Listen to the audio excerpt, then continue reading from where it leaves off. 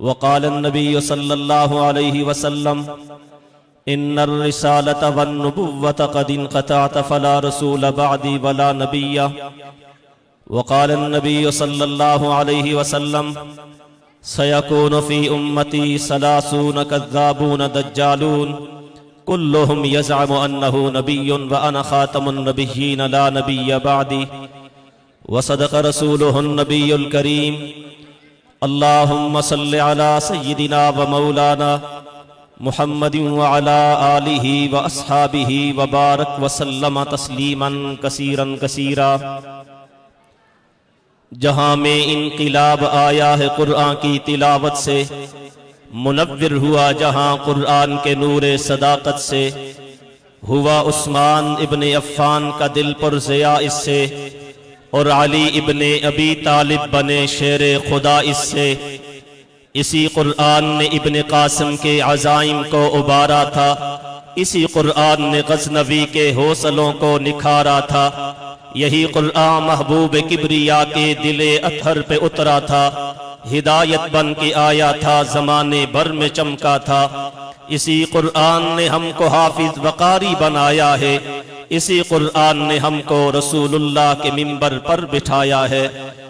یہ جلوہ حق سبحان اللہ، یہ نور ہدایت کیا کہنا، یہ جلوہ حق سبحان اللہ، یہ نور ہدایت کیا کہنا.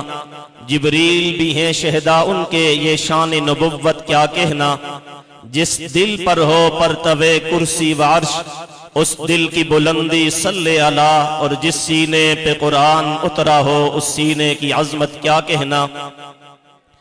انتہائی واجب الاحترام، ذی قدر ذی وقار، میرے سر کی تاج، دل کی گہرائی میں اترے ہوئے علماء کرام، جامعہ اسلامیہ دل بوڑی کے اس عظیم الشان مرکز میں رونق افروز طلباء کرام، عمائدین علاقہ، بزرگان دین، آج پہلی مرتبہ مانسیرا کیمرہ سنٹر کی وساطت سے آپ حضرات کی زیارت و شرف کلام میسر آ رہا ہے. انتہائی اختصار و اعجاز سے چند گزارشات آپ کی حسین سماعتوں کے عرض کر رہا ہوں. حضرات انتظامیہ کی شکریہ کے ساتھ میں جامعہ کے طلباء کرام سے یہ امید رکھتا ہوں کہ ایک مہمان کی گفتگو آپ انتہائی توجہ کے ساتھ، مکمل انہماک کے ساتھ، کامل یکسوئی کے ساتھ سنیں گے. حضرات گرامی، عنوان ہے عظمت قرآن و دستار فضیلت. قرآن مجید کی عظمت کے لامحدود پہلو ہیں. جس طرح سورج کی لامحدود کرنیں ہیں اور کوئی گننے والا ان کی کرنوں کو احاطہ تحریر و تقریر میں نہیں لا سکتا، حالانکہ سورج مخلوق ہے اور قرآن مجید اللہ کا کلام ہے.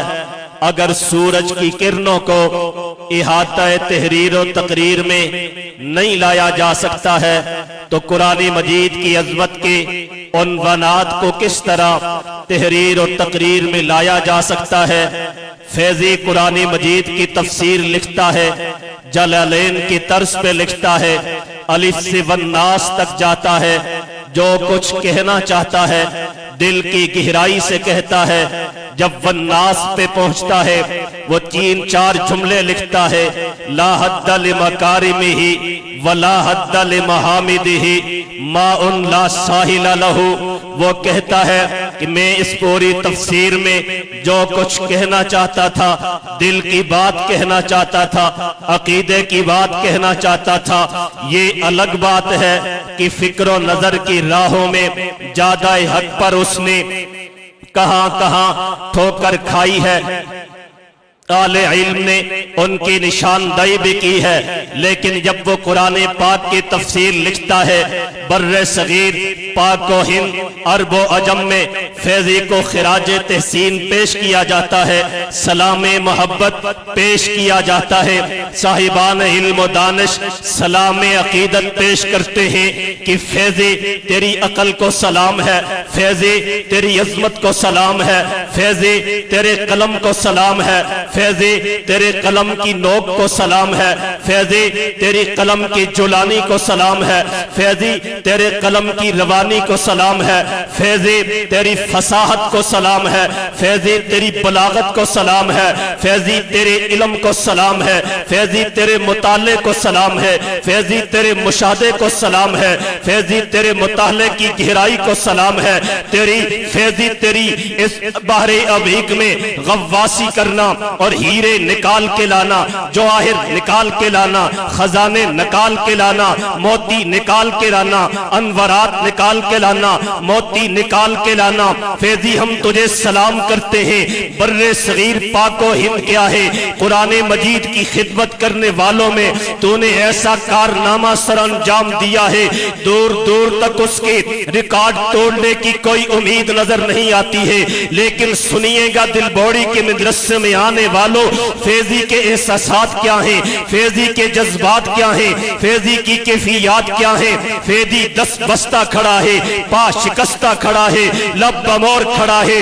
تصور میں میں فیضی کا کندھا ہلا کے کہتا ہوں، عرب کے علماء ہیں تجھے سلام کرتے ہیں، عجم کے علماء ہیں تجھے سلام کرتے ہیں، مفسر تجھے سلام کرتے ہیں، محدث تجھے سلام کرتے ہیں، محقق تجھے سلام کرتے ہیں، محدث تجھے سلام کرتے ہیں، خطیب و ادیب تجھے سلام کرتے ہیں، دانشور و مدبر تجھے سلام کرتے ہیں، مفکر و مدبر تجھے سلام کرتے ہیں۔ تو دست بستہ کھڑا ہے، پا شکستہ کھڑا ہے، دل بسردہ کھڑا ہے، اس انداز میں کھڑا ہے، نہ کسی کی سنتا ہے نہ کسی کو جواب دیتا ہے۔ فیضی ہاتھ جوڑ کے کہتا ہے دنیا مجھے سلام کرتی ہے، لیکن میں قرآن کی عظمت کو دیکھتا ہوں، قرآن کی صداقت کو دیکھتا ہوں، قرآن کی فصاحت کو دیکھتا ہوں، قرآن کی بلاغت کو دیکھتا ہوں، قرآن کی نقطہ افرینیوں کو دیکھتا ہوں، قرآن کی خبروں کو دیکھتا ہوں، اس کے حروف کو دیکھتا ہوں، اس کے انداز کو دیکھتا ہوں، اس کی فصاحت کو دیکھتا ہوں، اس کی بلاغت کو دیکھتا ہوں، قرآن کے عنوان پہ بیان کیے ہوئے تاریخ کے مناظر کو دیکھتا ہوں، حسن کو دیکھتا ہوں، زیبائی کو دیکھتا ہوں، رانائی کو دیکھتا ہوں، دل ربائی کو دیکھتا ہوں، شیفتگی کو دیکھتا ہوں، فریفتگی کو دیکھتا ہوں، پس منظر کو دیکھتا ہوں، پیش منظر کو دیکھتا ہوں، تے منظر کو دیکھتا ہوں۔ میری فصاحت گم ہو جاتی ہے، میری بلاغت گم ہو جاتی ہے، الفاظ گم ہو جاتے ہیں۔ میرے پاس سے کیا عربی ہے، کیا اردو ہے، کیا فارسی ہے، میں گنگ زبان کھڑا ہوتا ہوں۔ پھر فیضی کہتا ہے، مولانا شمس الحق افغانی کہتے ہیں، فیضی قرآن مجید کی تفسیر کا اختتام کرتا ہے اور کہتا ہے لا حد لمکارمہ ولا حد لمحامدہ ماء لا ساحل لہ۔ ایسا دریا ہے قرآن کی عظمت کی جس کا کوئی ٹھکانہ اور کنارہ ہی نہیں ہے۔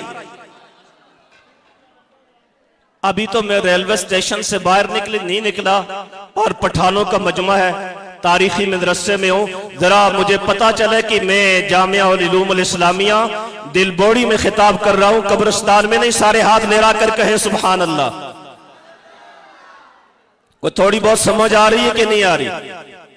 سبحان اللہ تو کہہ دیں، سمجھ نہیں بھی آتی ہمارا جوش کرتا ہے تمہارا نعرہ تو لگا دے یار، سبحان اللہ کہہ دیں دوبارہ اونچی آواز سے۔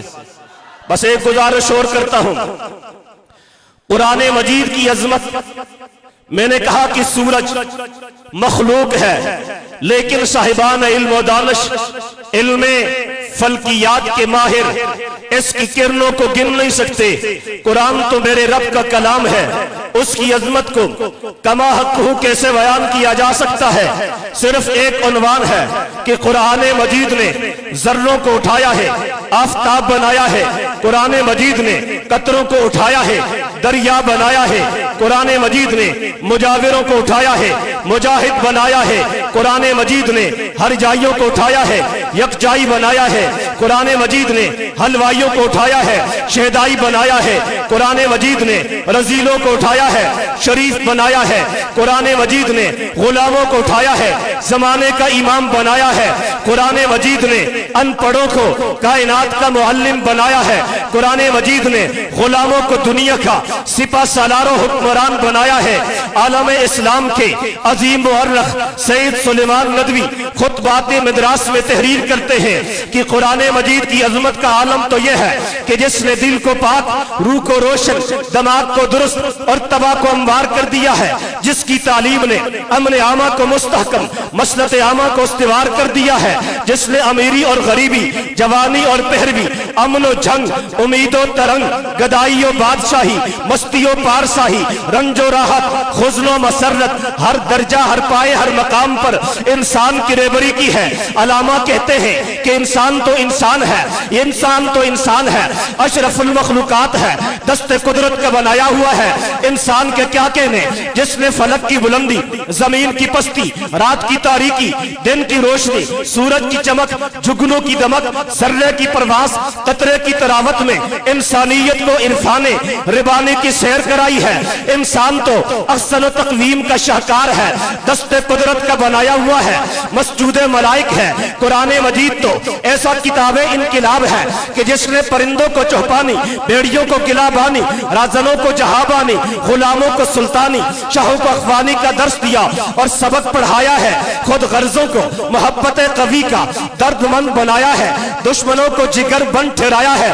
جس نے سخت سنگلاخ چٹانوں سے کتاب و حکمت کے چشمے جاری کیے ہیں، جس نے ان پڑھوں کو اٹھایا ہے، زمانے کا امام بنا دیا ہے۔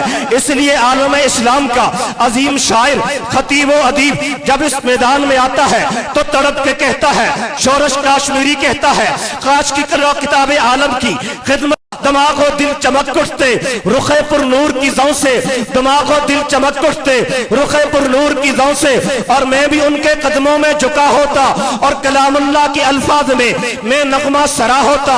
بادشاہوں کے تاج و تخت میرے پاؤں میں ہوتے اور میرا سر ان کے قدموں میں جھکا ہوتا۔